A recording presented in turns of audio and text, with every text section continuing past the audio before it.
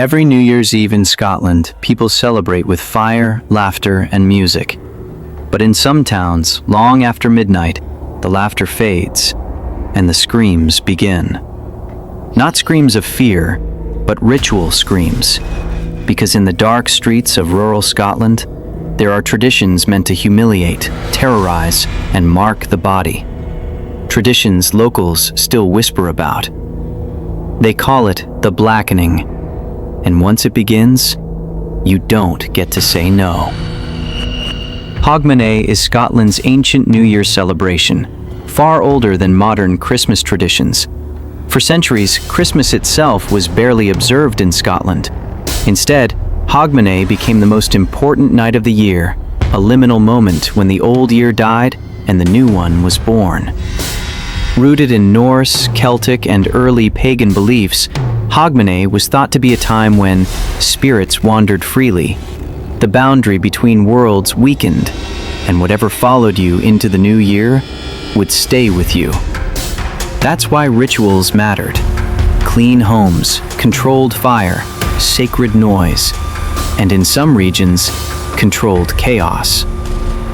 The Blackening ritual originates mainly in northeast Scotland, especially in towns like Portnocky, Moray, and Aberdeenshire. Officially, locals describe it as a prank or a rite of passage, but historically, it was something else entirely. The ritual involves ambushing a chosen person, often someone recently married, newly engaged, turning a milestone age, or seen as needing purification. The victim is seized without warning. They are dragged into the street, restrained, and coated with a foul mixture: soot, ash, grease, flour, treacle, rotten food, sometimes even animal remains. Witnesses from the 19th century describe the mixture as black as pitch and smelling of decay. Then came the parade. The blackened individual was marched through town, mocked, jeered, and displayed, a living symbol of symbolic death before rebirth. In older folklore, this wasn't humiliation, it was exorcism. In December of 1972, in a coastal Scottish village not listed on tourist maps, a 22-year-old fisherman named Callum Fraser was preparing for Hogmanay. Callum had recently married. That made him a target.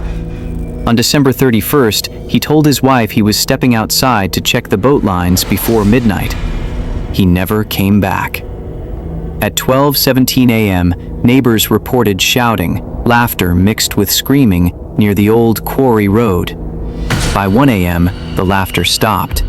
By morning, Callum was gone. His boots were found near the harbor.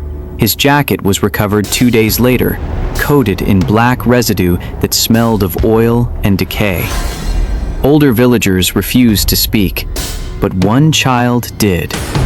An 8-year-old boy told police he saw men with black faces dragging someone toward the quarry, and that the man stopped moving before they reached the road. Officially, Callum drowned. Unofficially, no body was ever recovered. A short notice appeared in the Aberdeen Press and Journal, January 3, 1973. Local fishermen presumed drowned following New Year's festivities. Police report no evidence of foul play. But police records show something else. An internal note mentions unidentified organic substance, uncooperative witnesses, cultural sensitivity concerns. The case was quietly closed within 2 weeks. According to a retired villager interviewed decades later, the truth was darker. Callum wasn't supposed to die, but during the ritual, he began to convulse. Someone joked that the year was leaving him. Someone else said the spirits needed more. The mixture kept coming. By the time they noticed he wasn't breathing, no one wanted to be the one to stop it, because stopping the ritual meant inviting bad luck. And in Hogmanay belief, bad luck follows cowards. So they dragged him away, and no one spoke again. Early Celtic rituals used soot and ash to symbolically kill the old self. Modern versions may unknowingly reenact dangerous rites. Some folklorists believe Hogmanay rituals were meant to appease ancient spirits tied to fire, ash, and renewal. And when performed incorrectly, they demand more than symbolism. So the question remains, was Callum Fraser the victim of a prank gone wrong, a ritual misunderstood, or something ancient that still watches Scotland's winter roads? And if the blackening was never meant to stop, who decides when it's over? Tell me what version you believe, and which festival should I uncover next before the stories disappear with the people who still remember them?